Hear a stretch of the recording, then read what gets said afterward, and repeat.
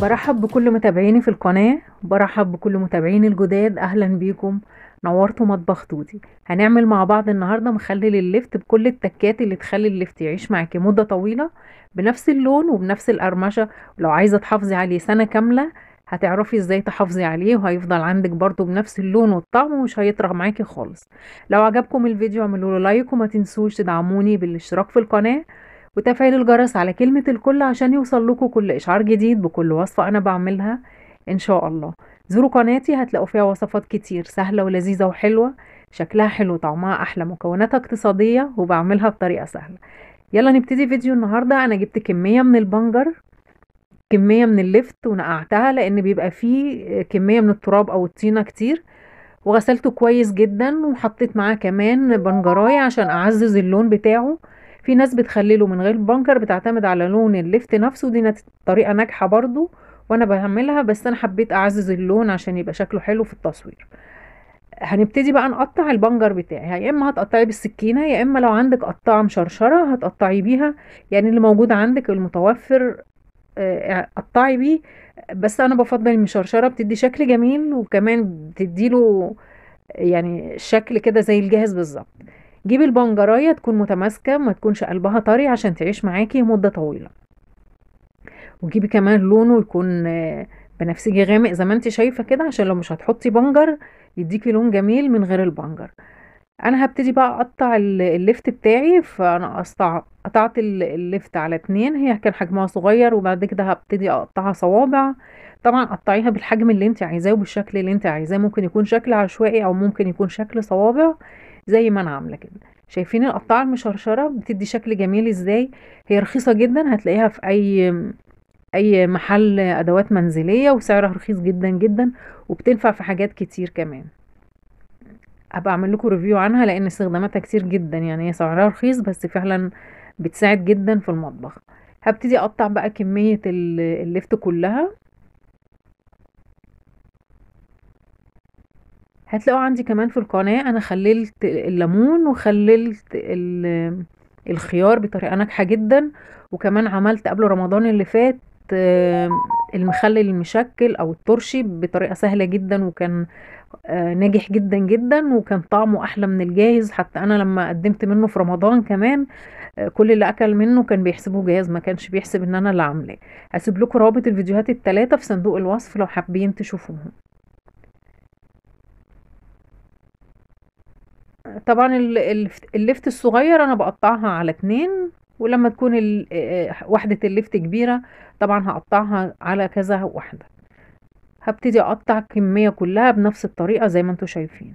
بقطعها الاول بالسكينة عشان تبقى سهلة، وبعد كده ببتدي اقطعها صوابع بالقطاعة المشرشرة. دي الكمية كلها كده انا خلصتها خلاص. ده شكله مغسول ومتنضف ومتقطع كده جاهز خلاص على التخليل. البنجرايه بتاعتي انا هقطعها على قطع بس مش صغيرة قوي، دي هوزعها على البرطمان وقت التخليل. شايفين لون البنجر طلع في ايديا ازاي؟ البنجر مغذي جدا، بينفع جدا للانيميا، وهعمل لكم منه كذا وصفة باذن الله. ده كده شكل البنجر بتاعي بعد ما قطعته. هرش عليه معلقة كبيرة من الملح. طبعا انتي لو عندك كمية لفت اكبر هتحطي كمية ملح اكبر، بس انا حطيت معلقة لان هي مناسبة لكمية اللفت اللي انا قطعتها. هسيبه حوالي ساعة او ساعة ونص ينزل المية بتاعته، والمية دي انا هتخلص منها، انا مش محتاجاها خالص. انا هنا الطبق ده كان صغير وما كنتش عارفة اقلب فيه، فهبتدي انقل اللفت في طبق اكبر عشان يبقى سهل عليا في التقليب زي ما انتوا شايفين كده. هقلب بقى اللي فوق تحت واللي تحت فوق، اوزع كمية الملح كلها على اللفت. الطبق الاكبر ساعدني اكتر في التقليب من غير معلقة. انا حطيت اللفت في مصفى عشان يصفي بقى اي مية فيه. انا سبته حوالي كان ساعة، ما كانش اكتر من كده، لقيته نزل المية دي كلها. المية دي بقى انا مش عايزاها خالص، انا هتخلص منها. وهبتدي بعد كده نحطه في البرطمان في التخليل وقت التخليل. زي ما انتوا شايفين كده، هبتدي اول حاجة هحط كام بنجراية في قاع البرطمان، وهوزع البنجر على في النص وفي الاول وفي الاخر، علشان لما احط المحلول الملحي البنجر ينزل اللون بتاعه ويبقى كل اللفت لون واحد. احط بقى كمية كده من اللفت.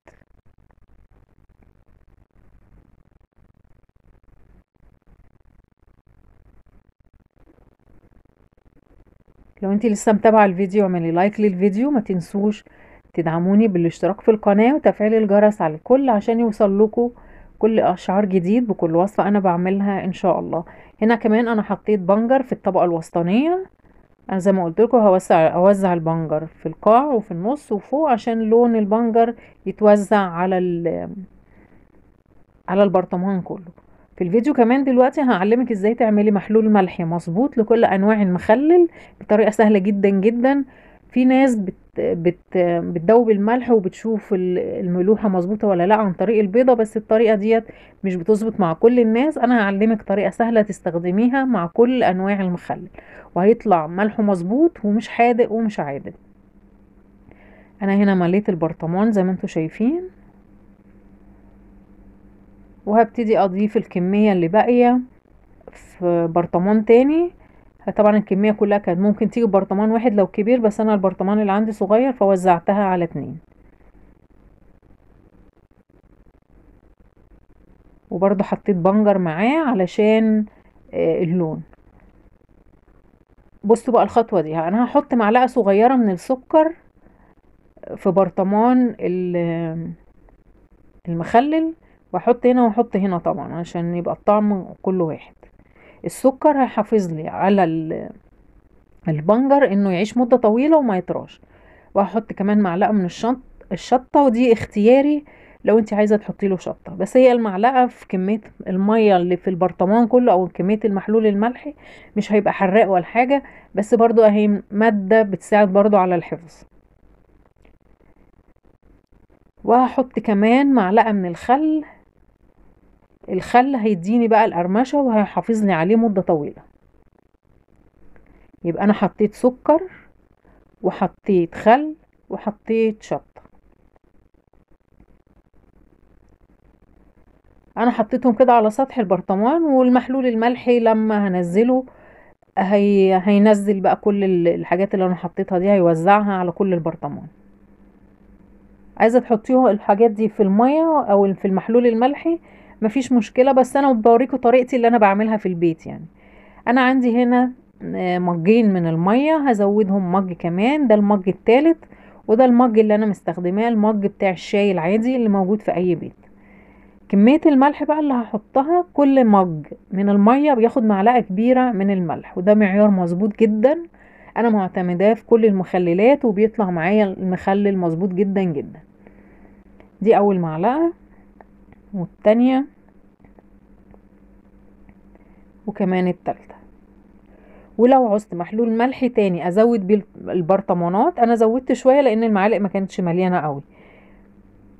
هتعملي برضو محلول ملح بنفس الكوباية وبنفس المعايير، كل مج هيبقى له معلقة من الملح. هقلب بقى محلول الملح لحد ما الملح يدوب تماما.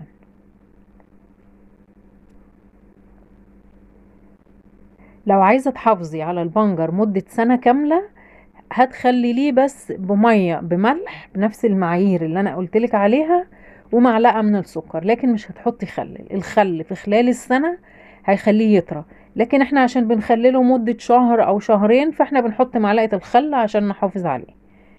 لكن لو التخليل من السنة للسنة هيبقى هو المية والملح والسكر، ودي الطريقة بتاعت اكبر محلات المخللات. انت لو بتشتري مخلل من اي محل مخللات مشهور او حتى صغير او محل بيعمل مخللات بس، هتلاقي كل انواع المخلل اللي عنده بمية وملح. هو المية والملح ده كمان محلول حفظ لأي نوع خضروات انت عايزة بتخلليه. هضيف بقى المية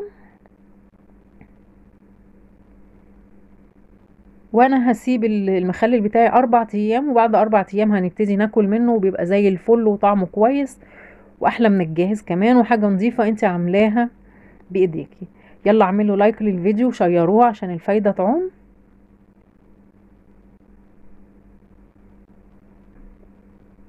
طبعا محلول الملح بيغطي، المفروض ان هو يغطي تماما السطح بتاع المخلل، بس هو انا المخلل مرتفع شوية، هو انت لو سبتيه لتاني يوم هتلاقيه نزل رقد لتحت شوية والمحلول الملح غطاه. اخر تكة انا بعملها بضيف كده نص معلقة صغيرة من الملح على وش البرطمان. دي التكة الاخيرة، وانا كده قلت لكم على كل الخطوات اللي تنجح معاكم المخلل اللفت او اي مخلل تعملوه، وازاي تعملوا المحلول الملح مظبوط. زي ما قلت لكم كوباية المية عليها معلقة كبيرة من الملح.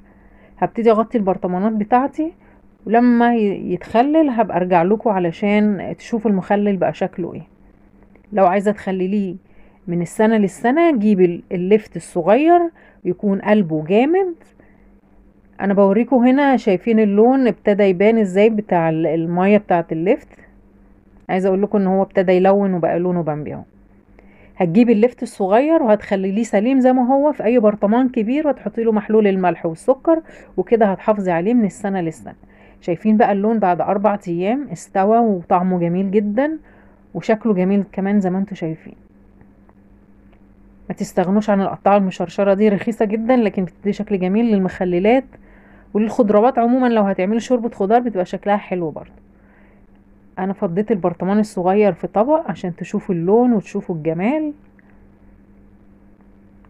احلى مخلل ممكن تعمليه بطريقة مطبخ توتي، هيفضل معاكي مقرمش ومتماسك مدة طويلة. والطريقة دي هتجربيها في اي نوع خضروات انت عايزة تخلليه. وبأكد عليكي لو هتخلليه من السنة للسنة جيبي اللفت الصغير وخليليه سليم زي ما هو، وضيفي له بس محلول الملح والسكر، وده هيحافظ عليه. بس في حاجة عايزة اقولك عليها، لو هتخلليه من السنة للسنة بلاش الخل، لان مع طول المدة الخل هيخليه يطرى. شايفين اللون، شايفين الشكل، احلى من اشهر محل مخللات. من اجمل المخللات في فصل الشتاء اللي انا بحبها اللفت. لو عجبكم الفيديو اعملوا له لايك، وما تنسوش تدعموني بالاشتراك في القناة وتفعيل الجرس على كلمة الكل عشان يوصل لكم كل اشعار جديد بكل وصفة انا بعملها ان شاء الله. شيروا الفيديو يستحق. الطريقة سهلة جدا وناجحة جدا جدا، اللون جميل زي ما انتم شايفين. انتظروني في فيديوهات جاية كتير حلوة بعملها بطريقة سهلة زي ما انتم متعودين مع مطبخ توتي. الى اللقاء في الفيديو القادم. سلام.